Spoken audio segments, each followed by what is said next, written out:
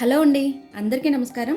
Deep fry చేయకుండా చాలా తక్కువ ఆయిల్తో చాలా టేస్టీగా ఉండే ఒక సింపుల్ రెసిపీని చూసేద్దాం. దీన్ని స్నాక్, బ్రేక్ఫాస్ట్ ఎందులోకైనా మీరు తీసుకోవచ్చు. పిల్లలు కూడా చాలా ఇష్టంగా తింటారు. చాలా ఎమ్మిగా ఉంటుందండి. సో లేట్ చేయకుండా ఈ హెల్దీ రెసిపీని ఇప్పుడు చూసేద్దాం. ఒక బౌల్ తీసుకొని అందులో 1 కప్పు గోధుమ పిండి, 1/2 టీ స్పూన్ సాల్ట్, 2 స్పూన్ల ఆయిల్ వేసి పిండినంతటికి ఆయిల్ పట్టేలా బాగా కలుపుకొని కొద్దిగా వాటర్ యాడ్ చేస్తూ పూరి పిండి ఏ విధంగా అయితే ఉంటుందో ఆ కన్సిస్టెన్సీలో పిండిని బాగా కలుపుకోవాలి. ఇలా కలుపుకున్న పిండిని పైన మూత పెట్టి ఒక అరగంట అలానే వదిలేయాలి. ఇప్పుడు పాన్ లో 2 స్పూన్ల ఆయిల్ వేసుకుని 1/2 టీ స్పూన్ జీలకర్ర, 2 పచ్చిమిర్చి తరుగు వేసి ఇవి కొంచెం వేగాక ఒక మీడియం సైజు ఉల్లిపాయ తరుగు కూడా వేసుకుని వీటిని కాస్త వేగనివ్వాలి. ఉల్లిపాయల ప్లేస్ లో స్ప్రింగ్ ఆనియన్స్ ఉంటే వాటిని కూడా మనం వేసుకోవచ్చు. ఉల్లిపాయలు కొంచెం ఇలా వేగాక 1 టీ స్పూన్ అల్లం వెల్లుల్లి పేస్ట్ వేసి పచ్చివాసన పోయేంత వరకు వేయించాలి. అల్లం వెల్లుల్లి పేస్ట్ పచ్చివాసన పోయాక 1/2 కప్పు సన్నగా తరిగిన బీన్స్ ముక్కలు, 1 క్యారెట్ తురుము వేసి వీటిని ఒకసారి అన్నింటిని బాగా కలుపుకొని మీడియం ఫ్లేమ్ లోనే ఒక 2 నిమిషాలు వేయించాలి. ఇలా వేగాక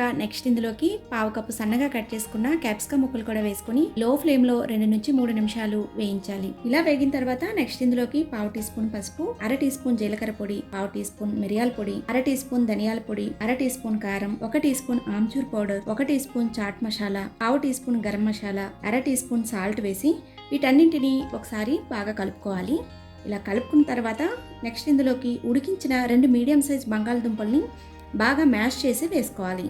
ఒకవేళ బంగాళదుంపలు సరిగా ఉడకలేదు, సరిగా మ్యాష్ అవ్వలేదు అనుకుంటే ఉడికించిన బంగాళదుంపల్ని తురిమి వేసుకోండి. నేను ఇక్కడ బంగాళదుంపలు ఉడికించేటప్పుడు కూడా కొద్దిగా సాల్ట్ యాడ్ చేశాను, అందుకని కొంచెం తక్కువ యాడ్ చేశాను. ఇప్పుడు బంగాళదుంపలకి వేసుకున్న మసాలాలన్నీ బాగా కలిసేలా ఒక 2 నిమిషాలు లో ఫ్లేమ్ లోనే బాగా కలుపుతూ వేయించండి. ఇలా వేయించిన తర్వాత సన్నగా కట్ చేసిన కొత్తిమీరని కూడా వేసుకుని స్టవ్ ఆఫ్ చేసి కొద్దిగా నిమ్మరసం వేసుకోండి. ఒకవేళ ఆమ్చూర్ పౌడర్ మీ దగ్గర లేకపోతే నిమ్మరసాన్ని కొద్దిగా ఎక్కువ యాడ్ చేసుకోండి. ఇలా వేసుకున్న తర్వాత మరొకసారి వీటన్నింటిని బాగా కలుపుకొని వీటిని పూర్తిగా చల్లారనివ్వండి. ఇప్పుడు ముందుగా కలిపి పెట్టుకున్న పిండిని తీసుకొని ఈక్వల్ పార్ట్స్ గా చేసుకుని రౌండ్ గా చేసుకున్నాక మనం చపాతీలను ఏ విధంగా అయితే ఒత్తుకుంటామో ఆ విధంగానే వీటిని కూడా ఒత్తుకోవాలి. అయితే చపాతీల కంటే కొంచెం మందంగా ఒత్తుకోవాలి. కొంచెం పెద్ద ముద్దలను చేసుకొని కొంచెం పెద్దగా స్ప్రెడ్ చేసుకుంటేనే మనకి తొందరగా పని అయిపోతుంది. ఇలా స్ప్రెడ్ చేసుకున్న తర్వాత చల్లారిన కర్రీని తీసుకొని ఈ విధంగా ఇక్కడ చూపించిన విధంగా స్ప్రెడ్ చేసుకోవాలి. స్ప్రెడ్ చేసుకున్నాక ఒకవైపు నుంచి చిన్నగా రోల్ చేసుకుంటూ వెళ్ళాలి.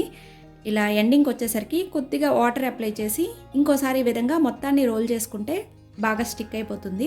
ఇలా చేసుకున్న తర్వాత వీటిని 2 ఇంచీల మందంలో కట్ చేసుకోవాలి. ఇలా కట్ చేసుకున్న తర్వాత ఇక్కడ చూపించిన విధంగా చూసారు కదా, ఇలా ప్రెస్ చేసుకుంటే కర్రీ బయటికి రాకుండా లోపలే ఉంటుంది. ఇలా రెడీ చేసుకున్న వాటిని స్టవ్ పైన పాన్ పెట్టి 2 స్పూన్ల ఆయిల్ వేసి పాన్ బాగా వేడయ్యాక స్టవ్ ని లో ఫ్లేమ్ లో పెట్టుకుని వీటన్నింటిని ఒక్కొక్కటిగా పెట్టుకుని వీటిని మంచి రంగు వచ్చేంత వరకు వేయించుకోవాలి. ఒకవైపు వేగిన తర్వాత రెండో వైపు కూడా టర్న్ చేసి లో ఫ్లేమ్ లోనే వీటిని కొంచెం క్రిస్పీగా అయ్యేంత వరకు వేయించుకోవాలి. మీరు ఈ రెసిపీ కోసం ఇందులో వాడే వెజిటబుల్స్ ప్లేస్ లో లీఫీ వెజిటబుల్స్, ఆకుకూరలను కూడా వేసుకోవచ్చండి. అలాగే క్యాబేజ్ని కూడా వేసుకోవచ్చు. ఆకుకూరలు, కూరగాయలు తినని పిల్లలకి ఈ విధంగా హెల్దీగా చేసి పెట్టండి. చాలా టేస్టీగా ఉంటుంది, చాలా ఇష్టంగా తింటారు. ఈ హెల్దీ రెసిపీని మీరు కూడా తప్పకుండా ట్రై చేయండి. మీ ఫీడ్బ్యాక్ని నాకు కామెంట్స్లో తెలియజేయండి. ఈ వీడియో మీకు నచ్చితే లైక్, షేర్, కామెంట్ చేయండి. మరిన్ని టేస్టీ సింపుల్ రెసిపీస్ కోసం మన ఛానల్ని సబ్స్క్రైబ్ చేసుకుని నోటిఫికేషన్ కోసం పక్కన ఉన్న బెల్ ఐకాన్ని కూడా క్లిక్ చేయండి. Thanks for watching. Take care.